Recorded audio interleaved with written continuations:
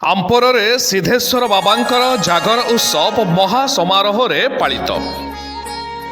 Dangadi block बांगरकोटा panchayat रे आंपोर ग्राम रे थिबा सिद्धेश्वर शिव मंदिर प्रांगण रे गतकाली महाशिवरात्रि महाआडंबर रे पालित होई जाइछि। गतकाली सकाळू मंदिरर पूजक शरत महापात्र एवं नीलमणि पंडांक द्वारा मंगल आळती, कलश यात्रा, सूर्य पूजा, गौ पूजा, शत रुद्राभिषेक, महाकाल बेश अनुष्ठित होइथिला।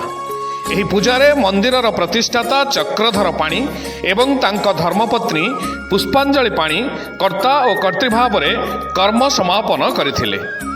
ରଙ୍ଗ ବେରଙ୍ଗର ଆଲୋକମାଳା ସହ ଆକର୍ଷଣୀୟ ତୋରଣ ସାଙ୍ଗକୁ ସ୍ଥାନୀୟ ଗ୍ରାମର କୀର୍ତ୍ତନ ମଣ୍ଡଳୀମାନଙ୍କର ଭଜନ ପରିବେଷଣ ଏବଂ ଉପସ୍ଥିତ ଥିବା ହଜାର ହଜାର ଭକ୍ତଙ୍କର ସମୂହ ଦୀପଦାନରେ ମନ୍ଦିର ବେଢ଼ା ଏକ ଭାବାବେଗ ପରିବେଶ ସୃଷ୍ଟି କରିଥିଲା।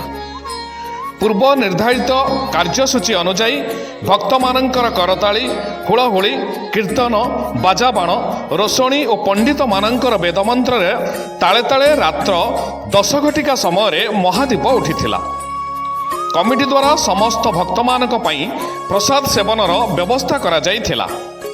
समस्त कार्यक्रम को भक्तमानक पाखरे पहुंचाइबा पई घोषक भावे वरिष्ठ शिक्षक स्थानीय ग्रामर तारिणी प्रसाद पुहाण दायित्व निर्वाह करथिले। स्थानीय टमका पुलिस प्रत्यक्ष तत्वावधान रे सिद्धेश्वर मंदिर कमिटीर समस्त सदस्य मानक सहयोग रे जागर उत्सव सफलतार सह समापन होइथिला। एही महाशिवरात्रि उत्सव रे आंपोर, जलसुआ, पाटणा समेत बांगरकोटा, माणतीर, ओस्तपाल, जौर एवं गोवर्धनपुर आदि ग्रामर अनेक श्रद्धालु उपस्थित रही महादीप दर्शन करने सह शिवकृपा लाभ करथिले। टमकारु अवतार अली रिपोर्ट, महागिरी न्यूज।